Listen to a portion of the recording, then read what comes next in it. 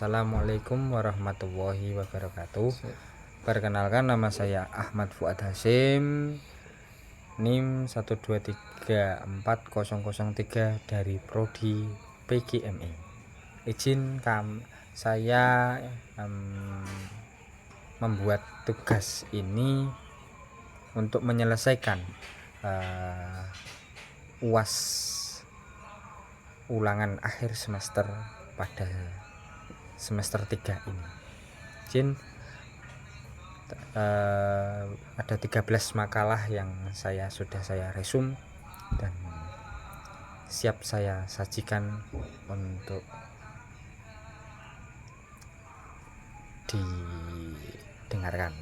Dan izin kepada Ibu dosen, Ibu Inayatul Farhah MPD selaku dosen pengampu, saya menyampaikan dari hasil resumen saya sendiri. Terima kasih. Langsung statement pada makalah yang pertama, yaitu makna pendidikan. Makna pendidikan ini mencakup pengalaman hidup yang berpengaruh positif terhadap pertumbuhan individu secara etimologis, berasal dari kata Latin ducaris, menutup dan keluar, itu hingga beberapa menuntut keluar. Pendidikan juga diartikan sebagai proses pembentukan sikap dan perilaku baik secara individu maupun masyarakat. Ini dalam perspektif makna pendidikan. Hakikat pendidikan adalah proses interaksi untuk membangun potensi manusia secara menyeluruh, termasuk jasmani, akal, dan jiwa. Dalam Islam, pendidikan bertujuan mengembalikan nilai-nilai ilahiyah, nilai ilahiyah pada manusia sesuai Al-Quran dan hadis, seperti itu. Lalu tujuan pendidikan sendiri adalah mengembangkan potensi individu agar beriman, bertakwa, berakhlak mulia, dan memiliki keterampilan yang berguna untuk kehidupan pribadi maupun masyarakat, berbangsa dan negara. Lalu ada 5 manfaat sendiri, yaitu meningkatkan pengetahuan dan keterampilan. 2. Membentuk karakteristik dan etika. Dan 3-nya membentuk peluang kerja lebih luas. 4. Meningkatkan kesadaran diri dan pencapaian tujuan hidup. 5. Menambah pengalaman dan kemampuan berpikir secara kritis, seperti itu. Lalu makalah yang kedua, kaitan pendidikan dan perkembangan peradaban manusia. Makalah ini membahas hubungan erat antara pendidikan dan perkembangan peradaban manusia, dengan tujuan memahami pengertian pendidikan peradaban manusia dan kaitan keduanya. Pokok-pokok yang dibahas meliputi: 1. Pengertian pendidikan sendiri. Menurut beberapa ahli, pendidikan adalah proses membimbing individu untuk mencapai potensi terbaik secara jasmani maupun rohani. Pendidikan mencakup 3 jalur utama: formal, non-formal, dan informal, yang saling melengkapi dalam mengembangkan kepribadian dan keterampilan individu. Peradaban manusia juga adalah hasil interaksi manusia dengan lingkungan yang menghasilkan budaya, tata krama, dan kemajuan sosial. Indikator peradaban meliputi penguasa ilmu pengetahuan, teknologi, seni, serta organisasi sosial yang maju. Kaitan pendidikan dan peradaban juga, pendidikan berperan sebagai sarana strategis untuk membangun peradaban manusia yang demokrasi dan berkarakter. Pendidikan kritis mendorong individu untuk berpikir reflektif, bertanggung jawab, dan mampu menghadapi tantangan kehidupan. Lalu ini juga kaitan juga adalah tujuan pendidikan dan peradabannya, membangun peradaban, membangun peradaban yang bermartabat dan menanamkan dan dengan bermartabat. Saya ulangi kembali, yang bermartabat dengan menanamkan nilai-nilai moral, etika, dan pengetahuan sebagai modal sosial untuk masa depan. Ya, itu untuk makalah yang kedua. Nah, ini untuk makalah yang ketiga, Jin. Untuk menjelaskan makalah yang ketiga, berbagai unsur penting sekali berperan dalam proses pendidikan, yaitu tujuan pendidikan, kurikulum, metode pengajaran, interaksi pendidikan dan peserta didik, serta lingkungan pendidikan. Tujuan pendidikan menjadi dasar dalam rencana pembelajaran, mencakup aspek akademis, pembentukan karakter, dan nilai formal kurikulum yang direncanakan sesuai kebutuhan peserta didik dan perkembangan zaman, membantu mencapai kompetensi yang relevan, metode pengajaran yang bervariasi dan inovasi, meningkatkan partisipasi serta pemahaman peserta didik, sementara interaksi yang baik antara pendidikan dan peserta didik menciptakan suasana belajar yang kondusif. Lingkungan pendidikan baik fisik maupun sosial memegang peran penting dalam mendukung hasil pendidikan. Lingkungan yang aman, nyaman, dan inklusif mendorong motivasi pembelajaran peserta didik. Penulisan penyorotis penting kolaboratif antara sekolah, keluarga, dan masyarakat untuk menciptakan sistem pendidikan yang efektif dengan memahami dan mengimplementasikan unsur-unsur ini secara holistik. Diharapkan pendidikan dapat menghasilkan individu yang cerdas, berkarakter, dan siap berkontribusi positif dalam masyarakat. Ya, ini untuk makalah yang ketiga, sangat kompleks sekali. Untuk makalah yang keempat adalah landasan pendidikan dan perannya, membahas pentingnya landasan filosofi, psikologi, sosiologi, dan historis dalam membangun sistem pendidikan yang relevan. Filosofi pendidikan menetapkan nilai dan tujuan, psikologi memahami perkembangan peserta didik, sosiologi menekan hubungan sosial, dan sejarah memberikan pelajaran dari masa lalu. Mengimplementasikan landasan pendidikan diterapkan melalui pengajaran berbasis nilai, metode pembelajaran yang sesuai dengan perkembangan siswa, serta integritas dan kebutuhan sosial dalam kurikulum. Tantangan seperti keterbatasan pemahaman dan keberagaman kebudayaan dan perubahan kebijakan menjadi hambatan, namun dapat diatasi melalui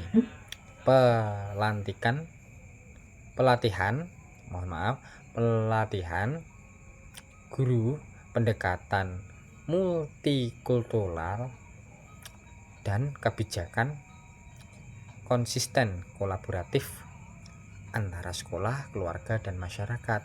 Sangat penting ini untuk menciptakan pendidikan yang adaptif dan efektif dan mendukung pembangunan karakter peserta didik, seperti itu.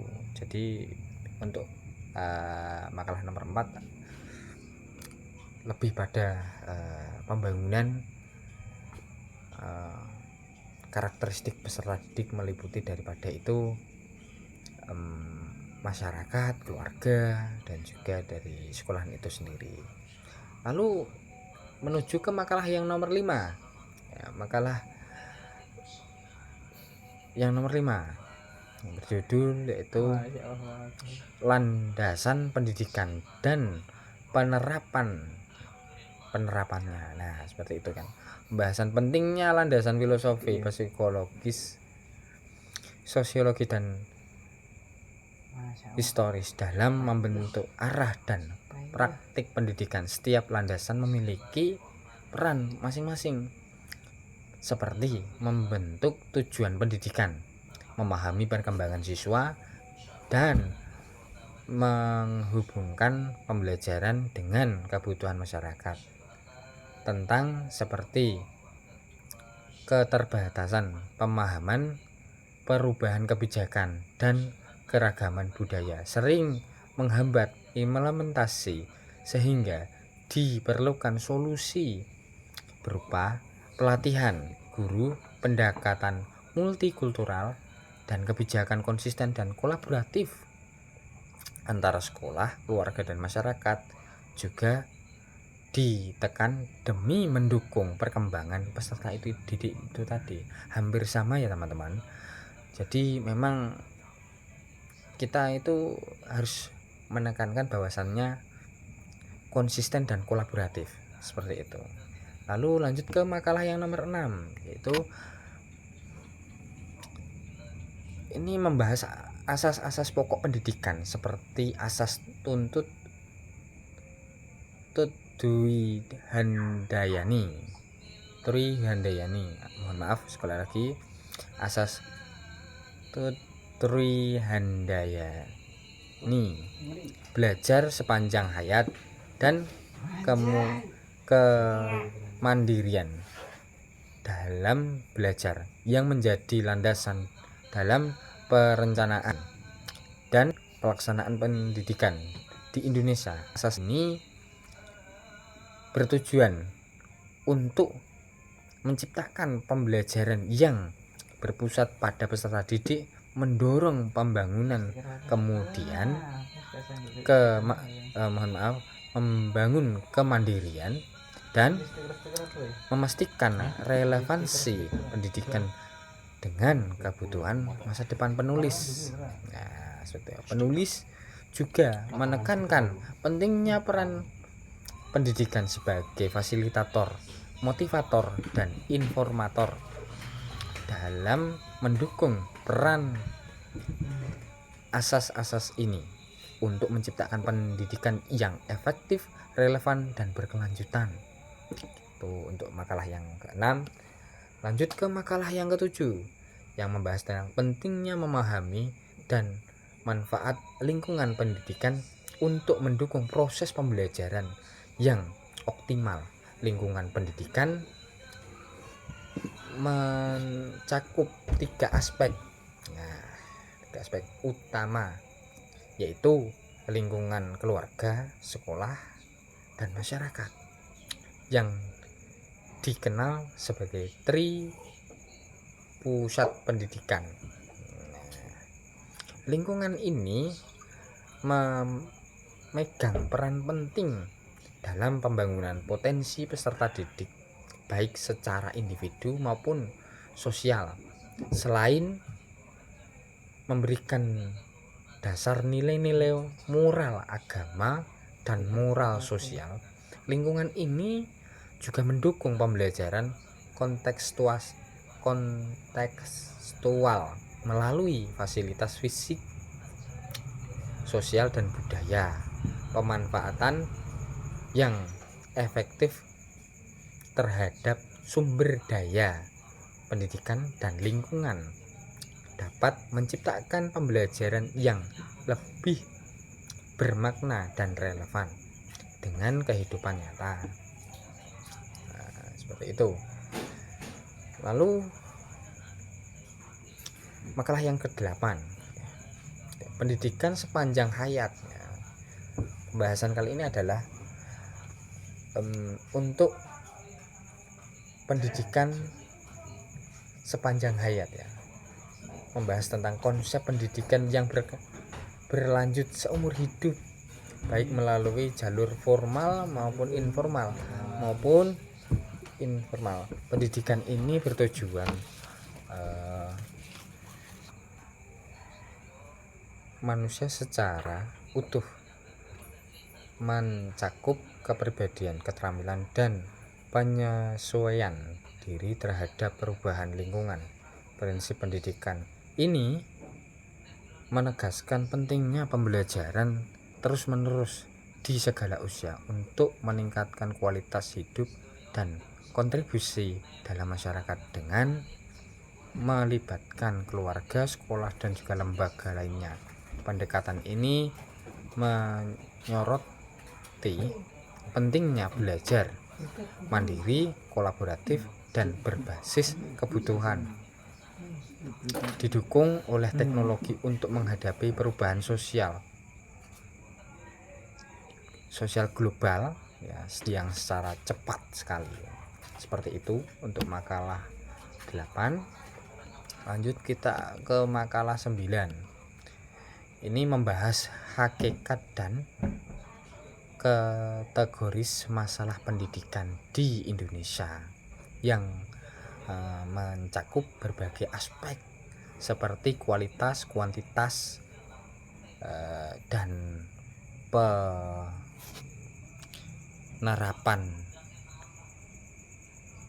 penerapan efisiensi, relevansi, dan dampak teknologi. Masalah pendidikan didefinisikan sebagai kesenjangan antara harapan dan kenyataan dalam proses pembelajaran. Penerapan pendidikan menghadapi tantangan seperti ketimpangan akses di wilayah terpencil ya. Sementara masalah kualitas pendidikan dipengaruhi oleh rendahnya mutu tenaga pengajar dan fasilitas pendidikan. Selain itu, perkembangan teknologi memberikan peluang sekaligus tantangan dalam dunia pendidikan. Upaya pencegahan melibatkan perbaikan infrastruktur, pelatihan guru, dan informasi dalam metode pembelajaran, menciptakan pendidikan yang merata, efisien, relevan, dan berkualitas. Lanjut kita ke makalah yang 10. Makalah ini membahas tentang permasalahan pendidikan di Indonesia, melibatkan berbagai faktor ya. Faktor saling terkait ini seperti rendahnya sarana dan prasarana. Menurutnya kualitas guru dan siswa.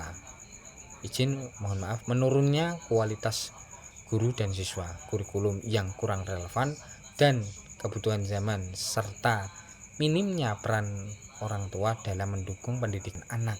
Kondisi ini menyebabkan rendahnya kualitas pendidikan yang terlihat dari kekurangannya fasilitas memadai, rendahnya profesionalisme tenaga pengajar, serta hasil prestasi siswa yang belum optimal. Untuk mengatasi permasalahan ini, sejumlah solusi diajukan, termasuk penerapan pendidikan, peningkatan kesejahteraan dan kompetensi guru, pembaharuan kurikulum agar relevan dengan tantangan modern, ya, serta pemberdayaan siswa untuk mencapai prestasi lebih tinggi. Langkah-langkah ini tersebut diharapkan dapat meningkatkan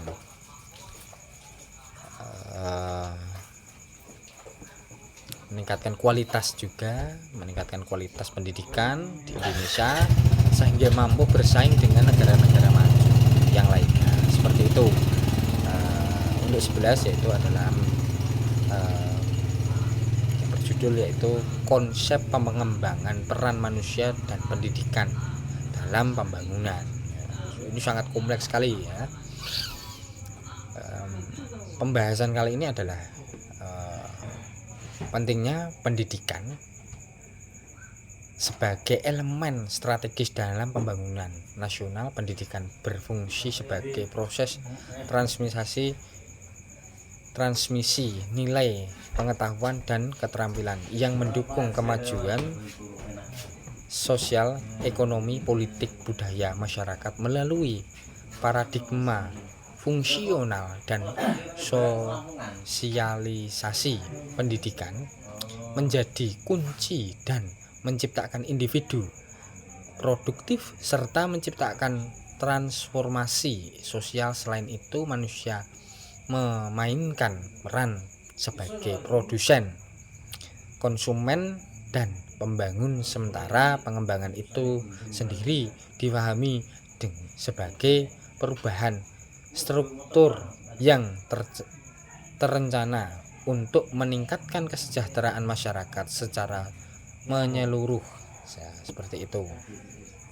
Lalu untuk makalah yang ke-12 yaitu yang berjudul memahami pentingnya usaha pembaharuan inovasi pendidikan.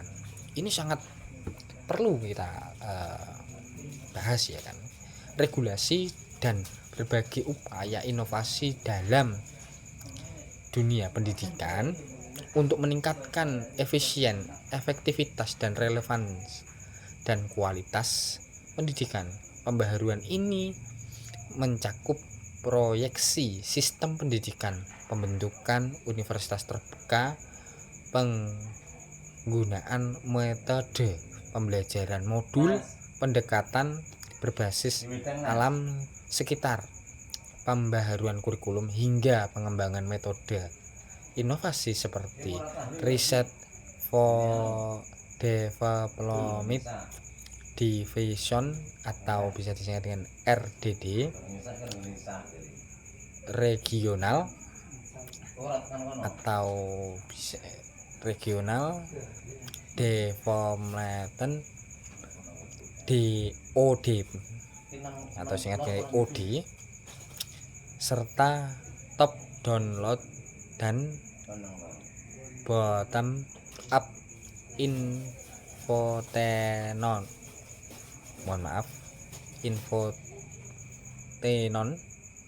Makalah ini menegaskan bahwa inovasi diperlukan untuk menjawab tantangan perkembangan zaman dan teknologi guna menciptakan pendidikan yang lebih adaptif dan berkualitas, seperti itu. Lanjut untuk makalah yang terakhir, yaitu makalah pemahaman cara menganalisis sistem pendidikan nasional. Ini adalah juga menjelaskan tentang sistem pendidikan di Indonesia yang berlandaskan Pancasila, Undang-Undang Dasar Undang-Undang Dasar Negara Kesatuan Republik Indonesia tahun 1945, bertujuan mencerdaskan kehidupan bangsa dan mengembangkan potensi peserta didik secara optimal. Pembahasan mencakup visi dan misi, dasar, fungsi, jenjang, jenis dan jalur nasional, serta analisis sistem dilakukan dengan metode SWOT untuk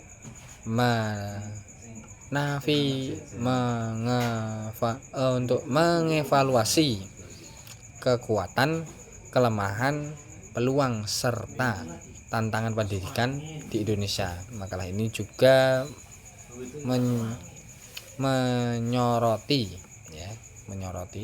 mengamati bahwasanya pentingnya perbaikan infrastruktur dan kebijakan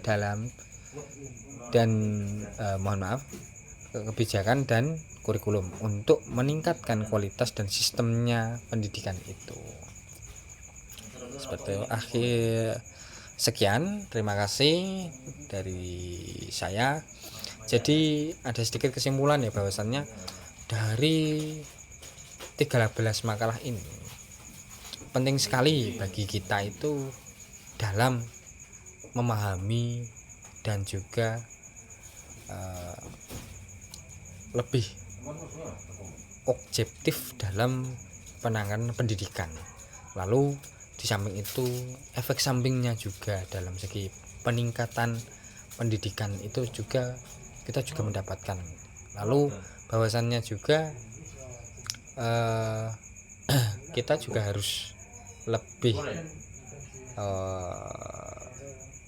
teliti dalam pendidikan itu sendiri untuk menangani beberapa kekurangan-kekurangan yang terjadi pada zaman sekarang seperti itu. Oke, akhirul kalam, hiwal topik wal hidayat. Wassalamualaikum warahmatullahi wabarakatuh.